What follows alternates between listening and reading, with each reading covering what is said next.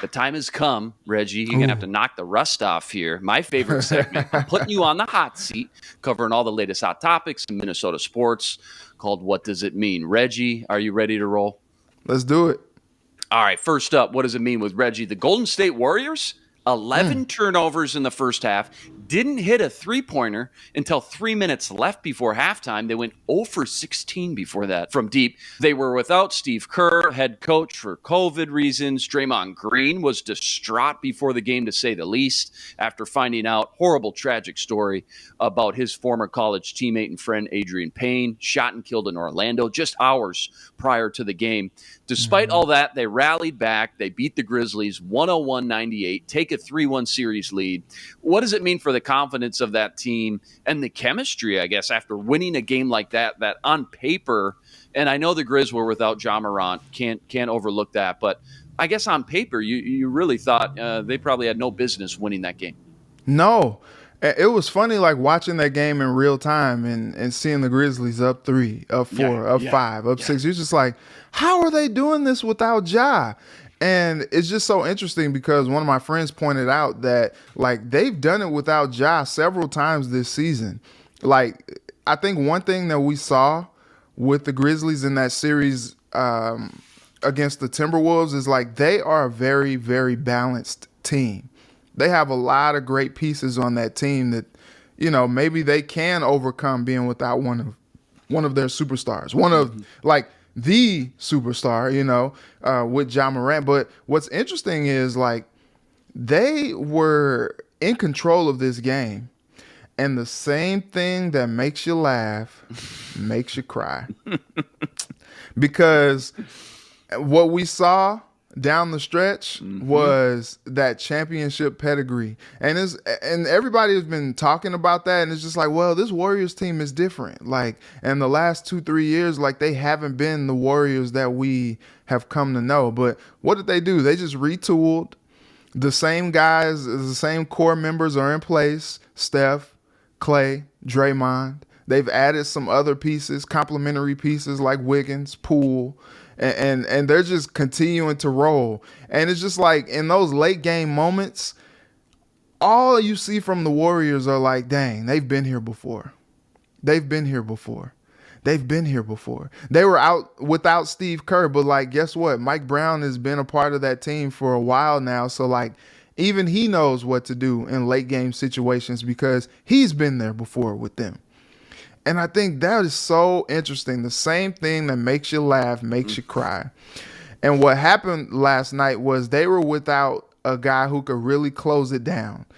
When the chips are down, you need a bucket. You can go to Ja Morant to close the game down and get a bucket and put the team over the top. And we saw it earlier in the series already. They were without Ja, and now they didn't have anybody down the stretch. You know, you got Dylan Brooks trying to do too much. Like, it's like, dude, that ain't your game, bruh. And he's dribbling the ball off of his foot out of bounds, and you're just like, dang, dude. Like, you know, you ain't Ja. You know, Desmond Bane, he's good at getting his own shot, but, like, even he hasn't been there before either. And so a lot of the criticisms that a lot of people had against the Timberwolves, like, they don't have, like, that closer right at the end to, like, put the game away. You know, they haven't been there before. They're not experienced enough to put a team away at the end. That's the same thing that's failing the Grizzlies now. And it's just kind of crazy to see it, you know, in reverse now. I was sitting there before the collapse watching. I'm like, how are they doing this without Ja? Like you said, and I forgot about Steven Adams. Remember, they didn't even play Steven Adams against T-Wolves after game one. And he's on there just mashing the boards. I mean, the Grizz dominated the rebound statistic last night. And again, though, I mean, just nobody to close it. I mean, without Ja's your closer. Desmond Bane, it's his only second year in the league. Steven Adams, he's not that guy. You're right, just no closer there without Ja. They're in serious trouble again, obviously down 3-1. And when you get Ja back, how healthy is he really going to be? Yeah, he was limping last night. His game is kind of defined by the explosion and acceleration, the quick cutting. To not be 100%, man. I mean, if you're a Grizzlies fan, you got to be awfully worried. All right, next one up. What does it mean? One of the wildest comebacks of the baseball season. I mean, the whole season probably took place last night after Josh Naylor hit a grand slam in the bottom of the ninth, 2 outs, tie the Guardians and the White Sox all up at 8. 2 innings later, Naylor hits another 3-run bomb to walk off on the White Sox 11-8. Naylor broke an MLB record with eight RBIs in the eighth inning and on. Lord. Helped his team erase a 6-run ninth inning deficit. White Sox had 2 brutal, costly errors in the ninth inning. They fell apart. What does it mean when ranking Naylor's single-handed performance, though, versus other comebacks we've seen in the past? I mean, I can't think of any like specific player performances like that, but man, that's got to rank up there all time. I know it broke a MLB record. Yeah, thinking back in baseball, like I'm not sure. Yeah, that's tough. Byron Buxton's performance a few weeks ago was awesome. Oh, that was great. To get them that walk off, like that was great.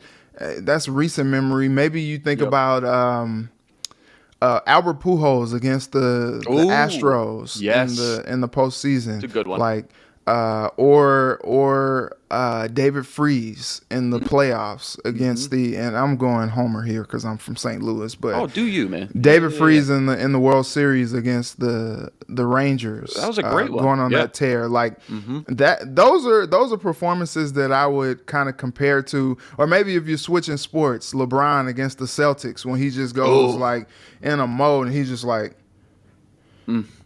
after every bucket he's just like all business, because he wasn't trying to go home because the Celtics were going to let him hear about it for a year. Like, you guys tried to challenge us in our big three, and our big three is still better than your big three. LeBron's just like, no. I love that LeBron. I'm not going when home. LeBron goes that mode, it's my favorite. Yeah, he's like, I'm not going home. And so I think Naylor last night said, you can't bleeping beat me. It's just like, all right, dude, calm down, bro. Like, it's okay. Like, I get it being super charged up after a performance like that, but also it's just the regular season. It's just one game, my guy. Like, it's okay, calm down. But I love the passion, though. Yeah, have you seen the dude though? 5'10", maybe 5'11", 250 pound. Yeah, he's a brick house, just thick Rick. He's like the Panda. Yeah, the Panda, and no batting gloves, going old school. I mean, Vlad Guerrero style. I love to see it. They got a lot of. They got a couple like little guys with power. When you talk about Ramirez too, like, like they're raking, man. Like, no, for sure, and just small but pack a big punch. Yeah, Naylor was a stud last year, too. I think he was a first-round, maybe top 20 pick a few years ago, but he was on track to have a great season last year. He had a brutal leg injury, so he's coming back in a big way so far. Obviously, like you said, just a regular season game. Don't get too hyped up. But division rivalry, I mean, it's kind of fun to watch the rest of the division kind of beat up on each other. White Sox snap, I think, a 6-game winning streak there. And again, just 2 brutal, costly errors in the ninth inning and blow a 6-run deficit. All right, next one up. Minnesota Lynx, they've dropped to 0-2, losing their first 2 games by double digits. It's a long season, so I don't want to have too much a knee-jerk reaction. But, Reggie, I know you follow this team very closely. What does this small sample size mean for the Lynx's potential in this kind of fresh, new 2022 season? Man, they got to pull it together. And it's funny because they're working in some new pieces like Angel, getting in. They're without Nafisa, like they've got some people that, they don't have Laisha anymore. Like, I think what's interesting is like hearing Sylvia Fowles like speak last night, and so much has been made about this being her last ride, and this is kind of like a victory lap, and wanting to send her out on top with another WNBA championship. And like, this team has all the talent in place to do what it is that they want to do. But last night, Sylvia talked about how, I ran this on Care 11, their effort has been, she called it minimum at best. And they just got to pick it up. And it was funny because, Coach Reeves was like, look, it's hard to win in this league. It's hard to win night in and night out. And it's just kind of crazy to hear a coach like that say that because of all the success that she's had and that the team has had under her tutelage, under her guidance. But it's just like, look, rent is due every day when you play sports. Like, you got to write the check. Like, there is no gimmies in professional sports because every opponent that you play is worthy of being there just as you are. And what's been interesting to me is coming out and losing these first two games, and they really haven't been close, man. No, they're getting tossed, man. Yeah, Yeah. and you're just like, man, like what's going on? Like this is not the type of effort that you expect. But again, you talk about that championship pedigree. They've got players upon players there who know what it's like to win it all. And before long, you just hope to see those players just kind of galvanize the rest of the team and say, okay, come on, let's go. Let's go. Like it's time to get it. And I don't worry too much just because like they've been there before and, you know, they're just kind of in a slump to start. But once you kind of get that first one, that first win, get a little confidence, can watch the film, see what worked well, then it's like you can kind of break the dam a little bit and really kind of get it going. So I'm looking forward to them getting, you know, win number one. Hopefully that comes tonight. And really kind of just turning things around because as we've seen with the Twins, it's like, look, things could turn around quickly, even when they look bad. And it looked pretty bad with the Twins earlier this season. And so, look, 0-2 is not the best start, is not the most ideal one, but it's just 2 games. And so what you hope to see is that the Lynx could come out, overcome that, and really play like the Lynx that we expect them to be this season. Yeah, I'm just looking at the ESPN WNBA power rankings. Lynx started out ranking 6th. They're now dropped to 10th. I guess my just quick, I don't want to go too far down the rabbit hole, but just quick kind of reaction to that. My question for you, you're my Lynx guy. What were the expectations for the Lynx going in? I don't know. Were they pretty high? Obviously, they were ranked 6th, I guess, to start the beginning of the year. Or were they a 500 kind of team? I know they went through a lot of changes during the offseason the last year or two. So what was kind of the expectations going in? Hi. Okay. We talked to Cheryl Reeve earlier before the season started, and she was just like, look, we built this team to support Sylvia to send her out on top. And the expectations were that they're going to win and they're going to dominate and they are going to win it all. Like that's the expectations. But it's just kind of hard to I think Sylvia was saying like just getting everybody to buy into the way that they do things was something that was kind of taking some work. You know, they needed to gel a little bit more. Maybe it'll take maybe like a quarter of the season.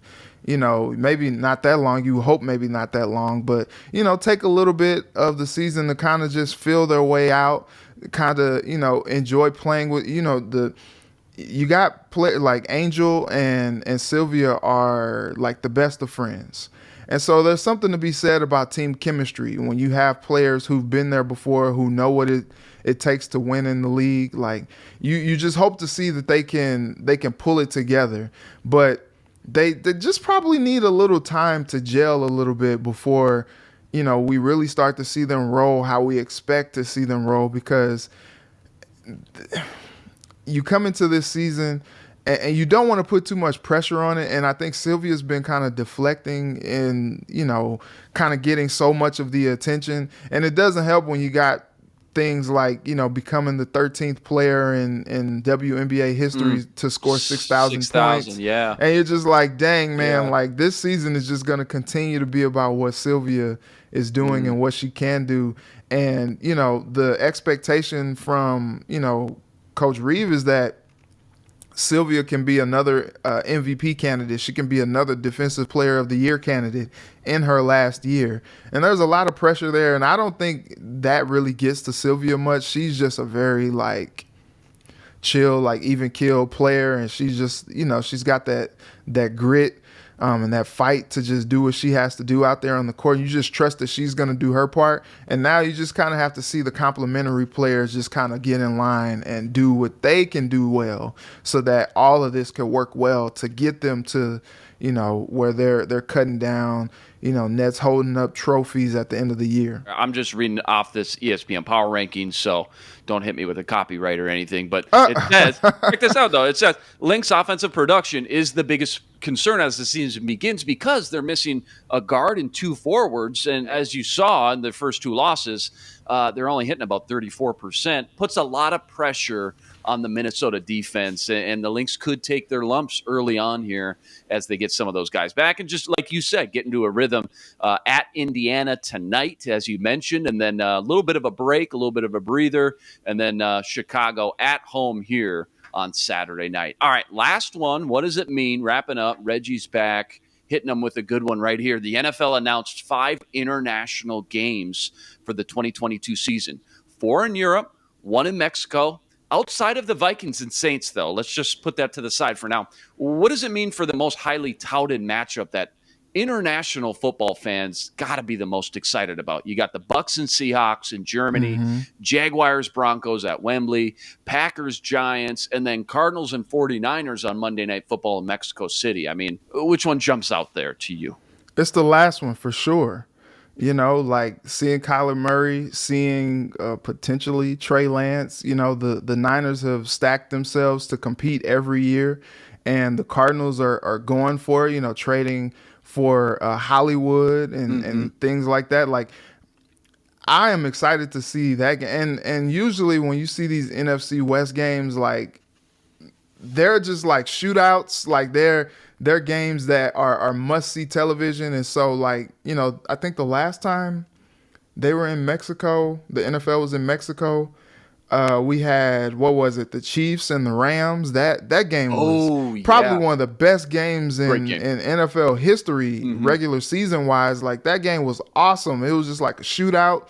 And so, like, they know how to thrill fans over there in Mexico. And so I think that game is probably going to be the most, because you look at some of these other ones, man, like the Bucks and the Seahawks are going to be burnt pie this year. Like, yeah, but nobody's Brady, expecting man. to see. I mean, you got to think about it. Germany, you get to see the legend, the GOAT. He's about to chop Brady. them up. He's about to chop them up. The game itself, yeah. I mean, I don't think you're right. The matchup, you're right. Yeah. The way I worded that Jaguars, question. What's the best Broncos. matchup? Yeah, but to see Tom Brady, I think for international fans, this is a once in a lifetime opportunity because he's toast after this year. So to go see Tom Brady, I think of all those, that probably is what people are getting the most excited about. But as far as a matchup, you're right. Cardinals and 49ers for sure. Kyler, they get Hollywood Brown, as you mentioned. Will Deebo Samuel be in a 49er uniform by the time that game rolls around? We'll see. That's going to be very interesting. But just such a cool concept, though, isn't it? I mean, I know some fans get a little annoyed when they see their team having to travel across the pond and then they get their bye week early, and it's just a tedious, long process to do the whole London game. But just a cool process, I think, for the NFL to broaden the scope of just the fans around the globe. I like to see it. It's pretty cool. This will be the Vikings' 3rd game over there. They're 2-0. They beat the Steelers, 8-9 years ago, and then the Browns a couple of years ago as well. So going to be pretty fun. They play them week 4. Reminder, too, the NFL schedule gets released on Thursday, but Monday Night Football, Vikes at Philly, 2nd game of a doubleheader. You got Titans and Bills, game 1. So we know 2 of the games so far, 2 primetime games. We'll see how the rest shakes out here on Thursday when the NFL releases the schedule. All right, Reggie, you did it. You survived the gauntlet. Back here tomorrow, breaking down the Wild and Blues game 5 matchup and Twins Astros game 1 here at Target Field.